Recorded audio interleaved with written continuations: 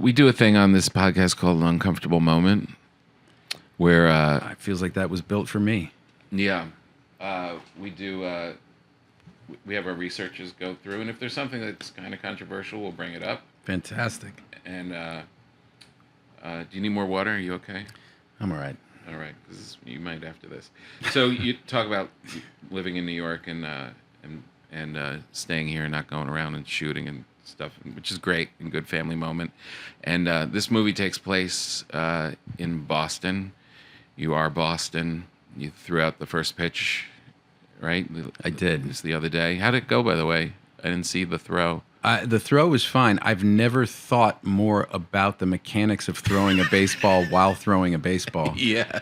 I did it in 2004, and I just went out there and ripped it and just forgot about it. But there was such a build-up to this, and it was a Red Sox-Yankees game. Right. That I was real. By the time I did it, I think I threw a strike, though. Right. That's good. But Casey and I threw out at the same time. Oh, really? Yeah, so we threw to two catchers. Oh, nice. Were you better than Casey, at least? I like to think I was. Yeah, good. Though Casey played third base on his Park League baseball team, but he had elbow surgery, so he was at a disadvantage. But we did batting practice, which was a disaster. Whoa. I couldn't see. I couldn't see the ball anymore.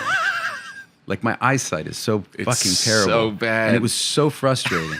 I hit one to the warning track, but I didn't get it. I didn't get it, though. Like, I was like, I just want to turn on one. Like, the last time I did it there, I hit a couple off the wall. And my kids were there. I just wanted to hit one off the wall in front of my kids. It didn't happen. Brutal.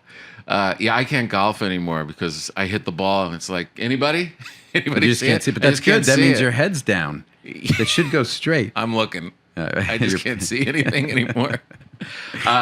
So, you are Boston. Great thing at the Red Sox, but we dug this out of the archives, and I don't know if this is recent or if this is from a while ago. That is the worst photoshopping job I've ever seen. I don't know what you're talking about.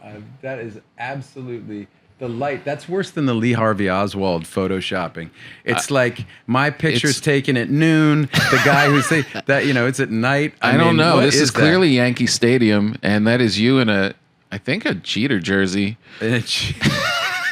And you are losing your marbles. Yeah, You look like a super fan. I don't know who your friend is next to you, but that's not. I know who is that guy punching me in the arm.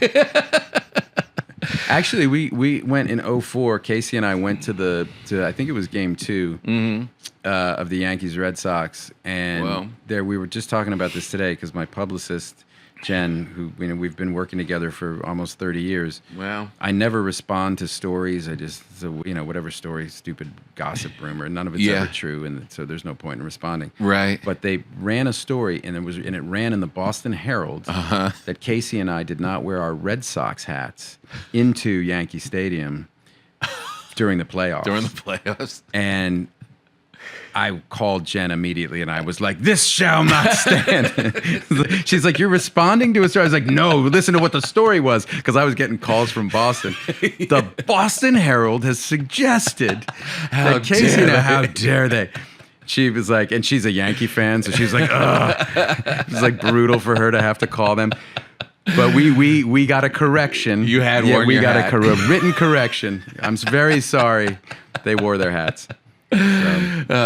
When we first met on The Informant, our characters were a little antagonistic, and we didn't know each other at all. And I'm a Yankee fan, and I was like, I don't know if I should wear my Yankee hat around Matt. If we're going to become pals, I probably shouldn't wear it. But I was like, you know what? For our characters, we should be a little prickly. And there was a cocktail thing happening at one of the bars, which was the hotel bar. Which was every night on The Informant. And I wore it. I wore my hat down, and you came in, and you did clock it. You were just like, huh. And I was like, but I want you to know how dedicated I am to the art. I like that. When we were in Costa Rica, and I was trying to learn to surf, and I fell on the surfboard and bruised my rib. I think it was broken. I just want you to know that it really was almost broken, because then I didn't participate in surfing the rest of the trip, and I felt like you guys thought I was being a sissy. I feel like you were a little scared. I wasn't scared. I mean, Matt B was out there almost drowning every day. He really was just getting pummeled, and I could have done, but I couldn't lay down on the board anymore. No, I know. I know. That must have hurt. You want to know something funny? Cynthia, my wife, wanted me to paddleboard. She loves activities. She wanted me to get on a paddleboard, and I don't want to do it. And then last summer, I finally gave in and did it. Fell again. Broke Hit the another same. rib. No way. Did you really? Yeah. Well, paddleboarding, if you do it on water where there's any chop at all, it's very, very difficult. If you do No it on, tips. No one gave me any advice. They just sent me out in the ocean. in the ocean, In the no, ocean. that's a terrible idea. It was horrible. You should. We had one when we lived in Miami on like the intercoastal, like in dead canal. You can paddleboard forever and feel like a champ. But when you get in chop, no, that's I literally. My wife said I was falling so much that it looked like I was kidding. Like I was just like falling, and then it's so bad when you're in chop and you can't stand up. You know, It's I so remember funny, learning how to do it. yeah. You stand up and fall down. You feel like such an idiot. Like- It just looks like you're doing a terrible bit. Like it's Yeah. not even a funny bit. No. And you won't stop doing it. he's hilarious. yeah. I was like, the lifeguard was looking up, like, is this really a thing? And then I broke. I messed up that rib. The good thing is I don't have to paddleboard anymore. You don't have to do any board sports anymore. No. You're done. You're done. I'm completely done. I think we're getting to the age where we really can opt out of things now. We're not lacking adventure anymore. No. We're just being sensible. Right, exactly. Yeah. I know. There's a lot of things I don't have to try. I just don't have to try that. Do you No. think about that in those terms? Like I always used to think any life was kind of possible for me. Like maybe I'll just do that. You know, Yeah. maybe I'll do that. But now you're at the age where you're like, there's no chance I could do that now. It's too late. I always thought I could run a marathon. Right. I could do the marathon one day. Yeah, not this year. I got something going on, Yeah. but I can run the Just marathon. do it next year. I'll just.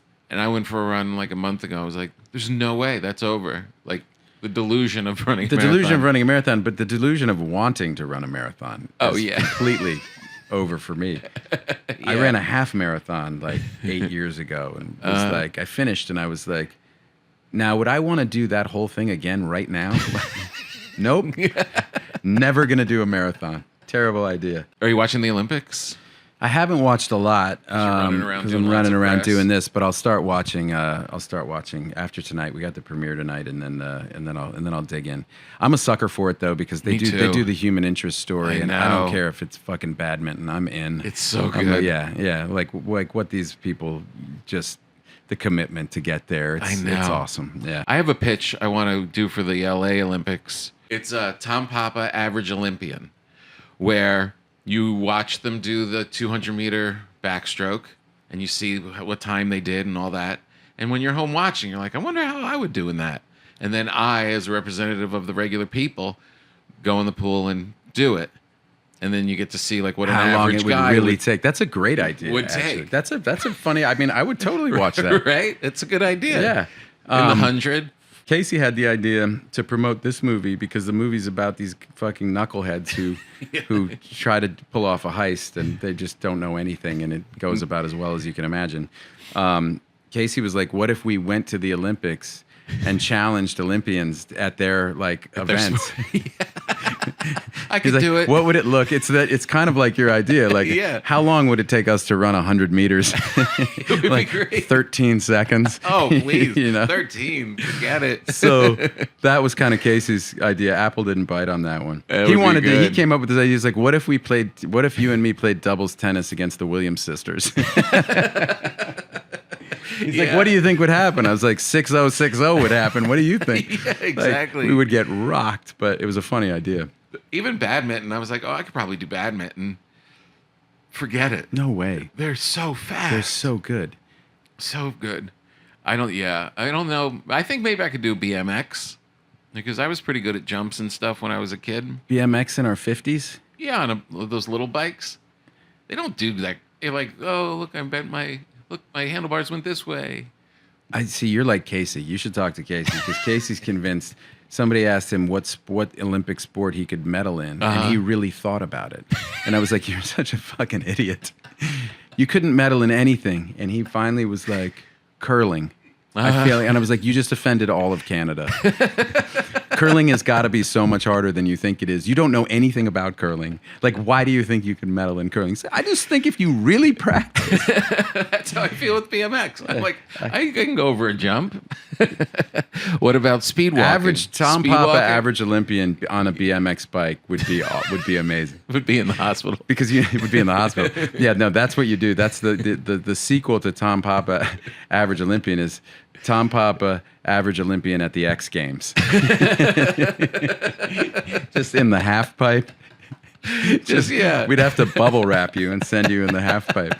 Trying to get momentum. I can't even go fast enough to get up just the for the other landing side. because it would be so gnarly.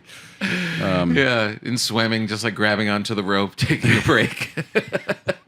It turns out the 200-meter backstroke can be completed in a half an hour. He keeps zigzagging.